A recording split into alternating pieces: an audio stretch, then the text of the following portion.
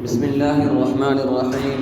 الحمد لله رب العالمين، والصلاة والسلام على رسوله الكريم. أما بعد، أعوذ بالله من الشيطان الرجيم. بسم الله الرحمن الرحيم.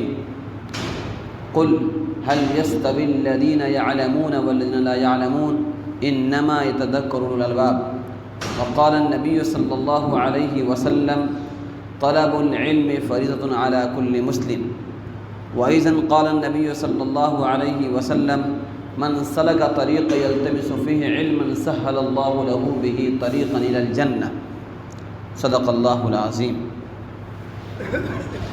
معزز بزرگان دین، نوجوان دوستو، اللہ رب العزت کا احسان اور فضل ہے کہ اللہ تعالیٰ نے ہمیں اپنے اس عظیم گھر میں آنے کی توفیق مرحمت فرمائی.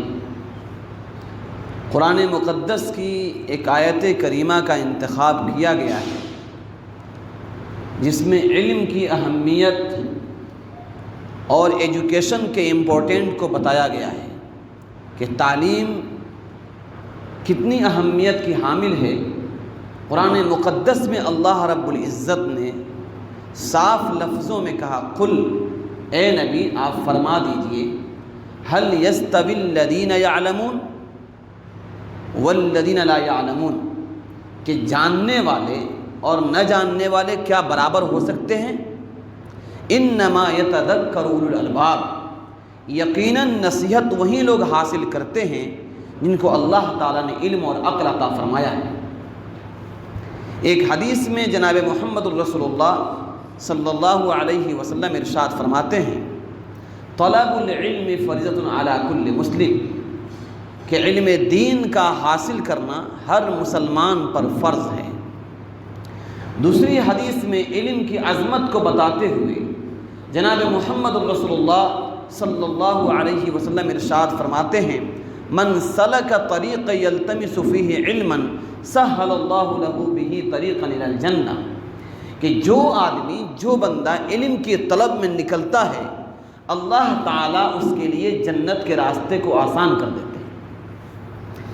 اس قرآن مقدس کی آیت اور ان دونوں حدیث شریف سے پتہ چلتا ہے کہ علم اللہ رب العزت کو بہت پسند ہے اور اہل علم بھی اللہ رب العزت کو بہت پسند ہیں. اسی لیے اپنے نبی کی زبانی اللہ تعالیٰ نے یہ کہلوایا کہ اے نبی آپ کہہ دیجئے کہ ان العلماء ورثۃ الانبیاء، کہ علماء انبیاء کے وارث ہیں.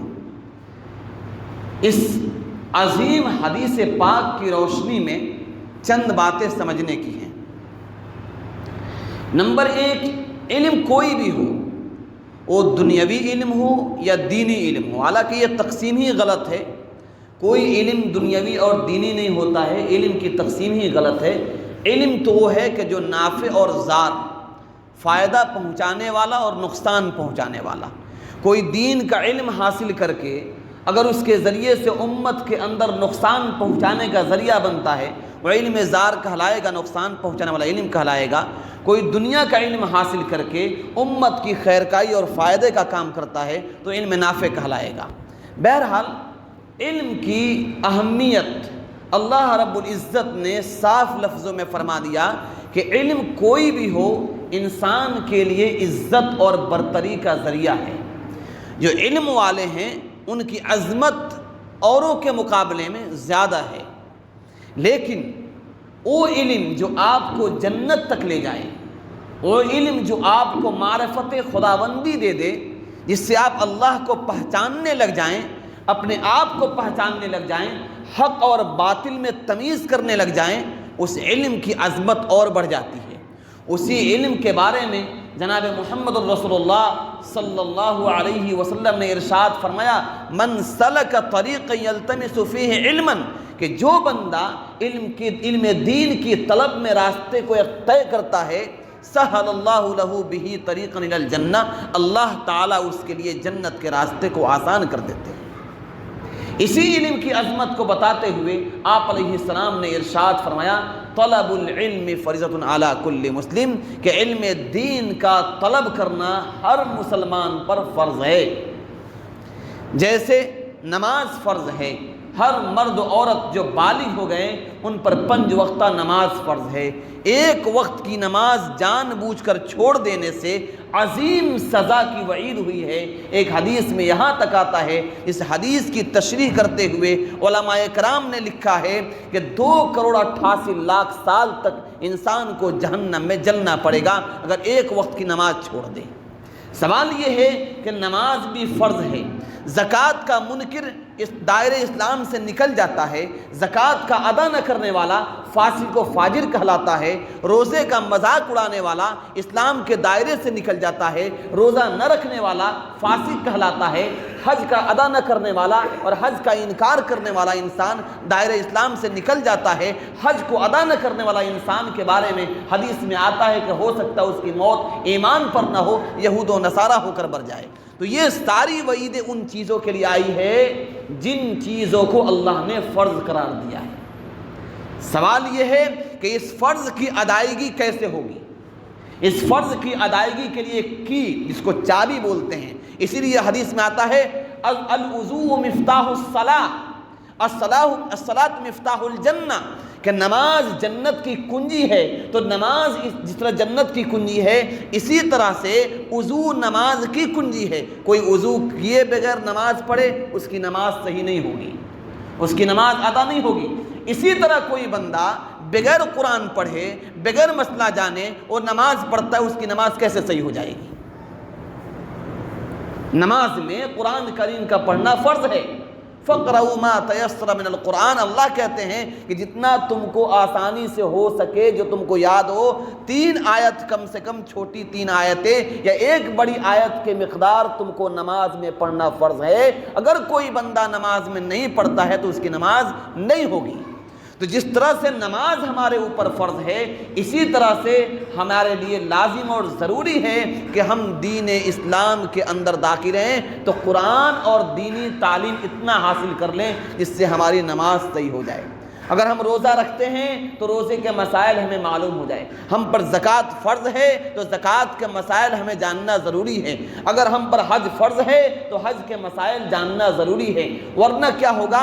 ہم نماز پڑھتے رہیں گے، ہماری نمازیں مقبول نہیں ہوں گی، ہم حج ادا کرتے رہیں گے، ہمارے حج ادا نہیں ہوں گے اگر ہم نے ارکان صحیح سے ادا نہیں کیا۔ تو علم دین کا حاصل کرنا اتنا ضروری ہے کہ اسی پر بنیاد ہے ہمارے ارکان اسلام کا مکمل ہونا۔ اسی لیے اپنے بچوں کے ساتھ ہمیں بھی پوری زندگی علم دین کے طلب میں گزارنی چاہیے۔ انسان ایک ایک آیت، ایک ایک مسئلے کو جاننے کی کوشش کرے، اپنی زندگیوں میں بے شمار جان سکتا ہے اور اس بشارت کا مستحق ہو سکتا ہے کہ اللہ کے نبی نے کہا جو علم دین کے طلب کے لیے نکل کھڑا ہو، اللہ اس لیے جنت کے راستے آسان کر دیتے ہیں۔ نکلنے کا مطلب یہ نہیں ہے کہ آپ ایڈمیشن لے لیں مدرسے میں آ کر، یا آپ جو ہے 4 مہینے چلے میں جا کر ہی آپ دین سیکھ سکتے ہیں۔ آپ وہاں بھی وقت لگائیں، لیکن وقت اگر نہیں ہے آپ کے پاس میں، آپ جہاں بھی رہیں علم دین کے طلب میں رہیں، کسی جاننے والے سے ایک مسئلہ معلوم کر لیں، ایک آیت کو سیکھ لیں۔ اگر آپ کی نیت یہ ہے کہ میں موت تک سیکھتا رہوں گا اور اسی حال میں آپ مر جاتے ہیں تو اللہ کے نبی کے اس بشارت کے مستحق ہوں گے انشاءاللہ کہ جو بندہ علم دین کے طلب میں اپنا وقت لگاتا ہے اللہ تعالیٰ اس لیے جنت کے راستے آسان کر دیتے ہیں۔ یہ بہت بڑی بشارت کی بات ہے میرے بھائیوں۔ اسی کے ساتھ ساتھ دنیاوی تعلیم جو عام طور سے ہم لوگ بولتے ہیں، نالج جس کو بولتے ہیں، دنیاوی ایجوکیشن جو ہے، میڈیکل سائنس ہے یا اور بھی دنیا کی تعلیمات ہیں، ان تعلیمات کے بارے میں بھی بہت سے فضائل ہیں۔ انسان علم جو ہے کوئی بھی ہو انسان کو عزت و رفعت بخشتی ہے۔ قرآن مقدس کی جو آیت کریمہ ہے جو سب سے پہلے نازل ہوئی، اقرأ بسم ربک الذی خلق، اس میں اللہ کہتے ہیں پڑھو اپنے رب کا نام لے کر۔ کیا پڑھو؟ اقرأ ما تنفع الناس، ہر وہ چیز کو پڑھو جو انسانوں کو نفع پہنچا سکتا ہے۔ تو انسان کو اپنے فریضے کی ادائیگی کے بعد اتنی چیزیں دین کی علم حاصل کر لینا ہے جو ہمارا فرض ادا کر دے، اس کے بعد انسان دنیا کی تعلیم حاصل کرے اور بڑے سے بڑا مقام حاصل کرے، اسلام اس کو منع نہیں کرتا ہے۔ علم دین کیوں حاصل کرنا ہے؟ ایک دعا ہے، اللہم ارنا الحق حقا وارزقنا اتباعہ، وَأَرِنَا الْبَاطِلَ بَاطِلًا وَارْزُقْنَا اجْتِنَابَهُ، اے اللہ ہمیں حق راستہ دکھا اور حق کی پیروی کرنے کی توفیق عطا فرما، اے اللہ ہمیں باطل کو سمجھا دے اور باطل سے بچنے کی توفیق عطا فرما۔ حق و باطل میں تمیز انسان کب کر سکتا ہے؟ جب وہ جانتا ہو کہ یہ سفید ہے اور یہ کالا ہے۔ ایک آدمی سفید کو ہی نہیں جانتا ہے، کالا کو ہی نہیں جانتا ہے، اس سے کہا جائے کہ سفید اور کالے کی تمیز کرو، وہ کبھی نہیں کر سکتا ہے۔ جو آدمی جانتا ہو کہ یہ کالا ہے یہ سفید ہے، وہی بتا سکتا ہے کہ یہ سفید اور یہ کالا ہے۔ جو نہیں جانتا ہو وہ آدمی کبھی اس کی تمیز نہیں کر سکتا ہے۔ تو حق اور باطل کی تمیز کرنے کے لیے انسان پر لازم ہے کہ حق اور باطل کو سمجھنے والے علوم اور سمجھنے والی معلومات کو حاصل کرے۔ ایک عجیب و غریب واقعہ لکھا ہے، آج کل فتنوں کا دور ہے، آئے دن فتنے کھڑے ہو رہے ہیں، قیامت بہت قریب ہے۔ قیامت کوئی متعین نہیں ہے کن وقت میں آئے گا۔ قیامت سے پہلے علامتیں ظاہر ہوں گی، بڑی بڑی علامتیں، 10 علامتیں ظاہر ہوں گی، اس کے بعد قیامت قائم ہو جائے گا۔ اور علامتیں ظاہر ہوگی تو بہت فاصلہ نہیں ہوگا۔ حدیث پاک میں آتا ہے جیسے ایک تسبیح ہو یا ایک موتی کی لڑی ہو، اس کا ایک سرا کوئی توڑ دے تو جیسے لگاتار وہ گرنے لگتا ہے، اسی طرح سے فتنے لگاتار آئیں گے۔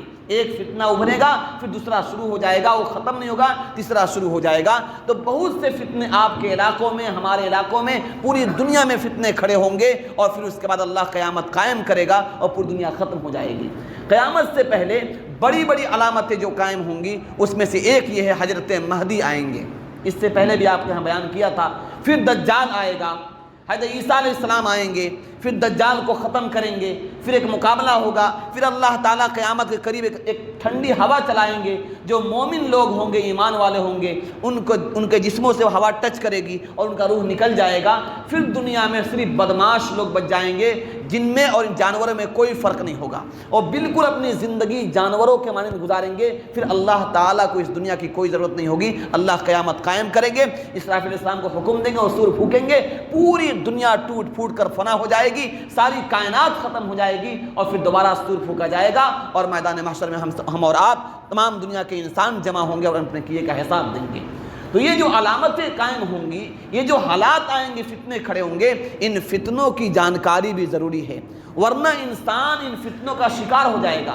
اللہ کے نبی علیہ السلام نے دعا سکھائی اور کہا کہ تم دجال کے فتنے سے پناہ مانگو۔ دجال کا فتنہ اتنا بھیانک ہوگا کہ شاید ہی کوئی اس سے بچ پائے۔ صحابہ اکرام نے پوچھا اگر ہم دجال کے فتنے کو پالے تو ہمارا کام کیا ہوگا؟ اللہ کے نبی نے کہا تم ویرانے جگہ پہ چلے جاؤ گے، پہاڑوں میں جا کر چھپ جاؤ گے، کیونکہ اس کے فتنے سے بچنا بہت آسان نہیں ہوگا، اتنا بھیانک فتنہ ہوگا۔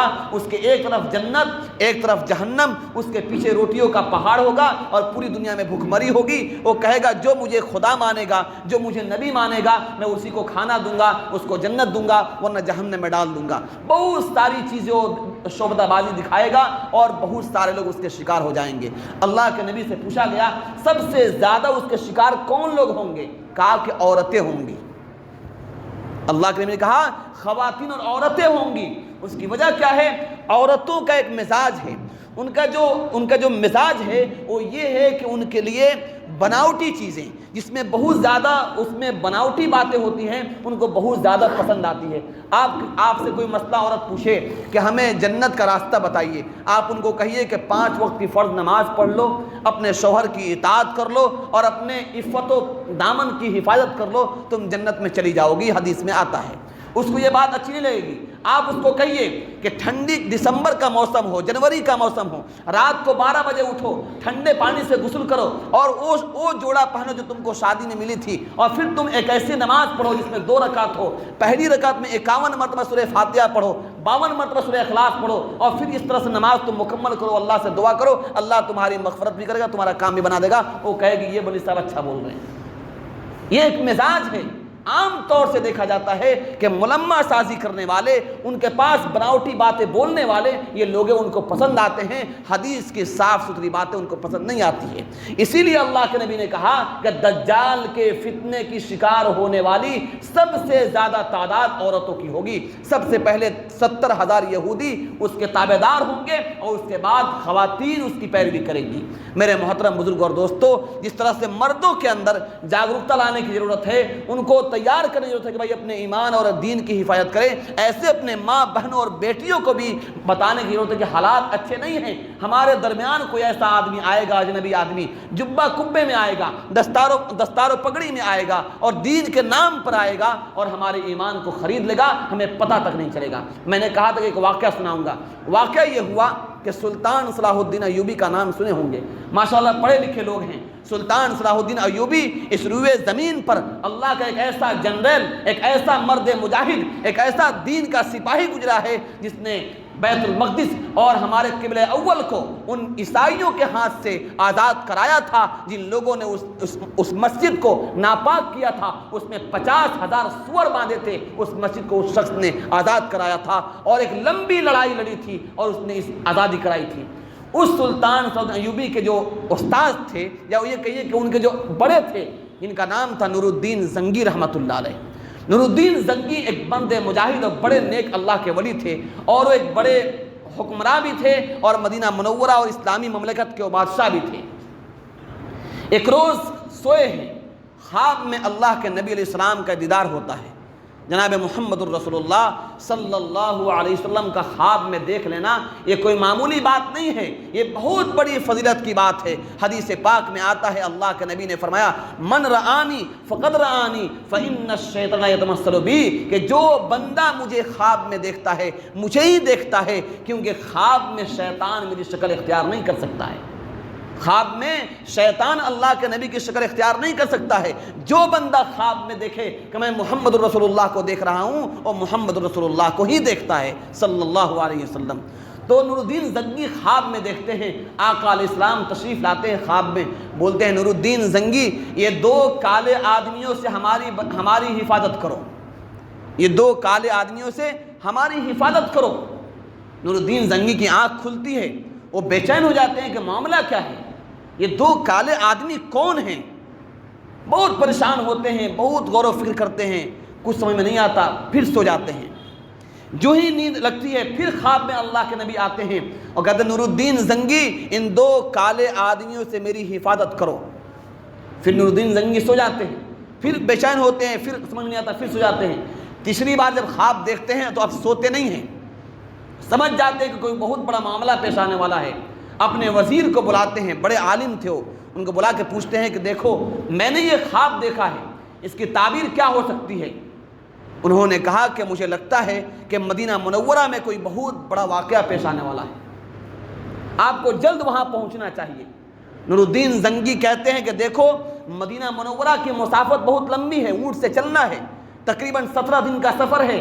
ایسا کرو کہ ایسے چند نوجوان تیار کرو جو بغیر کھائے، بغیر پیے، بغیر سوئے لگاتار سفر کر سکتے ہوں، صرف راستے میں رکنا ہے، نماز کے لیے رکنا ہے اور کوئی رکاوٹ نہیں ہوگی، اور ایسے لوگوں کو تیار کرو، ایسے جانور تیار کرو جس پر ہم سواری کر سکیں۔ اور پھر ایک ٹیم لے کر نور الدین زنگی فجر سے پہلے تہجد پر نکل جاتے ہیں اور سفر میں بنا تھکاوٹ بغیر کھائے پیے لگاتار سفر کرتے رہتے ہیں۔ تقریباً 3 یا 4 دن کے سفر کے بعد نور الدین زنگی رحمۃ اللہ مدینہ منورہ پہنچتے ہیں۔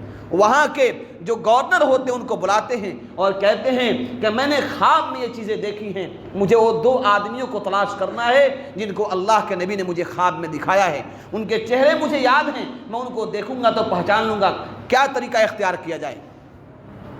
گورنر نے کہا ایک کام کیجئے، یہاں پر دعوت کی جائے، تمام مدینہ منورہ کے باشندوں کو دعوت کی جائے اور کہا جائے کہ شاہی دعوت ہے، ہر بندے کو لازماً اس میں حاضر ہونا ہے۔ چنانچہ ایک اعلان کر دیا گیا کہ بادشاہ کی طرف سے نور الدین زنگی کی طرف سے جو ہے ایک دعوت کا اہتمام کیا گیا ہے، ہر بندے کو دعوت میں شریک ہونا ہے اور اس کے ہاتھ میں تحفہ بھی دیا جائے گا۔ چنانچہ دعوت ہوئی، دعوت کا اہتمام کیا گیا، کھانے بنے، کھانے کھلائے گئے، اور نور الدین زنگی رحمۃ اللہ علیہ اپنے ہاتھوں سے ہر ایک کو تحفہ دیتے رہے۔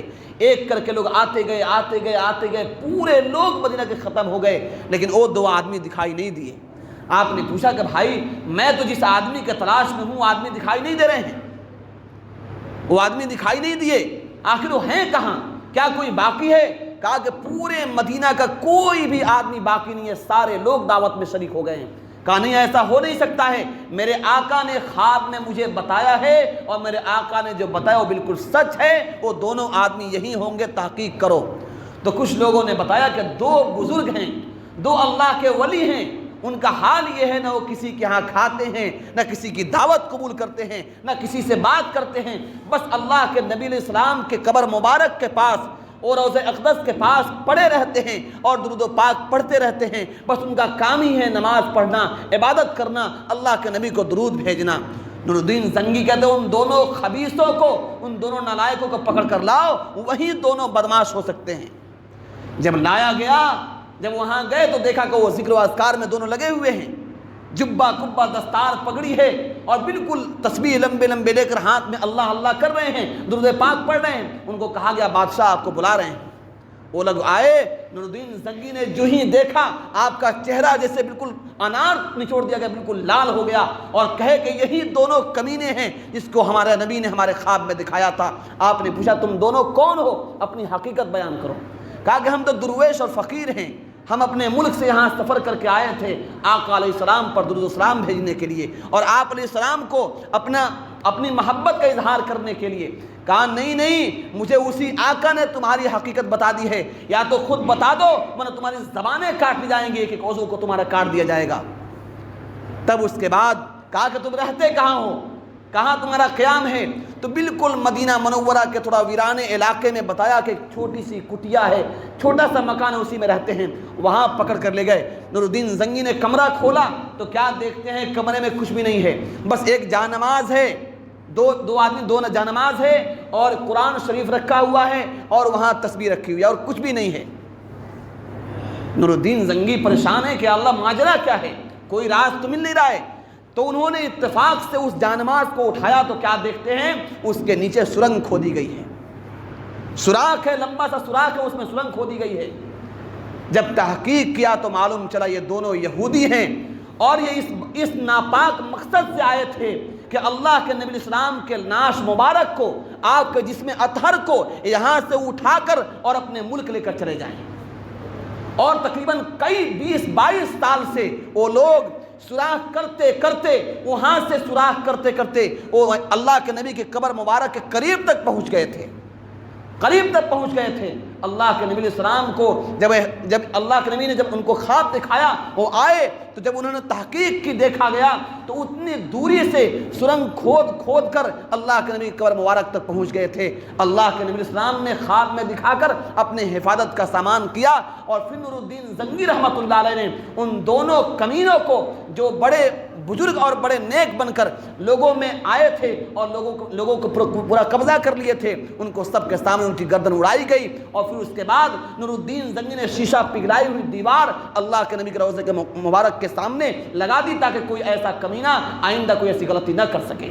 تو میرے بھائیوں، کہنے کا مقصد یہ ہے کہ اللہ تعالیٰ نے ہمیں عقل دی ہے، عقل سلیم دی ہے، انسان بنایا ہے، ہمیں اللہ نے علم حاصل کرنے کا حکم دیا ہے، دینی تعلیم بھی اور دنیاوی تعلیم دونوں حاصل کرنا ہوگا۔ ایک تعلیم سے آپ کی زندگی بالکل کامیابی سے نہیں گزر پائے گی۔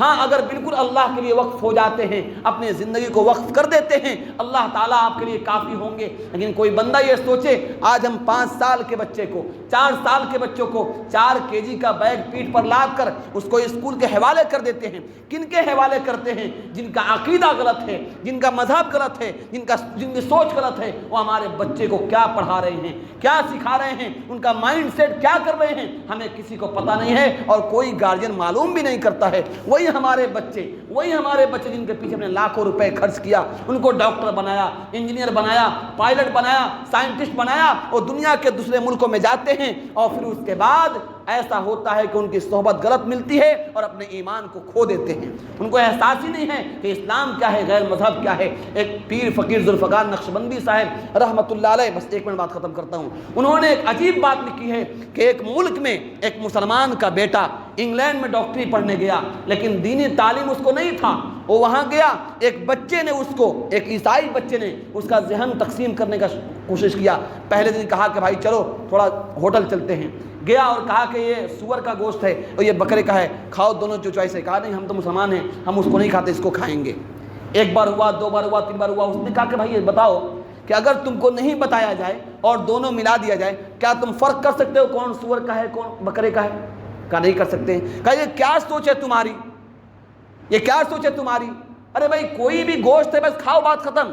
اس مسلم نوجوان نے جس کا نام عبداللہ ہوگا، عبد الرحمن ہوگا، عبد الرحیم ہوگا، اس نے سور کا گوشت کھایا اور اپنے گھر پہ آ کر اپنے باپ کو، جو حاجی صاحب تھے، نمازی تھے، ان کو بھی کہا ابا جی یہ کیا آپ لوگ لگے ہوئے ہیں، سور الگ ہوتا ہے، بکرا الگ ہوتا ہے، گوشت تو گوشت ہوتا ہے، کچھ بھی کھا لیجئے۔ یہ واقعہ لکھا ہے کتابوں میں میرے بھائیوں، ایسے واقعات ہو رہے ہیں۔ وجہ کیا تھی کہ اس بچے کو یہ نہیں کہا گیا تھا قرآن میں اللہ نے جس کو حرام کر دیا ہے وہ حرام ہے، کوئی دلیل نہیں چاہیے، جس کو میرے اللہ نے حرام کہہ دیا اس کے اوپر کوئی سوال نہیں ہوگا اور کوئی لاجک نہیں چلے گا، کوئی بات وہاں پر نہیں ہوگی، کوئی دلیل نہیں کام آئے گی۔ میرے اللہ نے اس کو حرام کہا، میرے نبی نے حرام کہا، بس اس کے اوپر کسی کی بات نہیں سنی جائے گی۔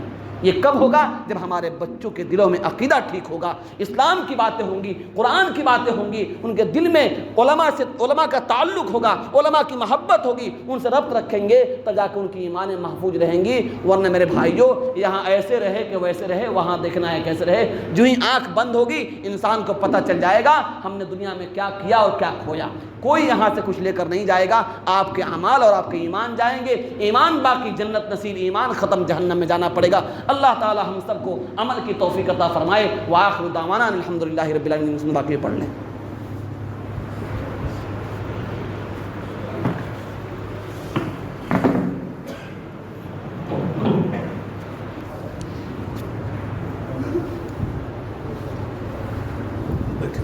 ٹھیک ہے۔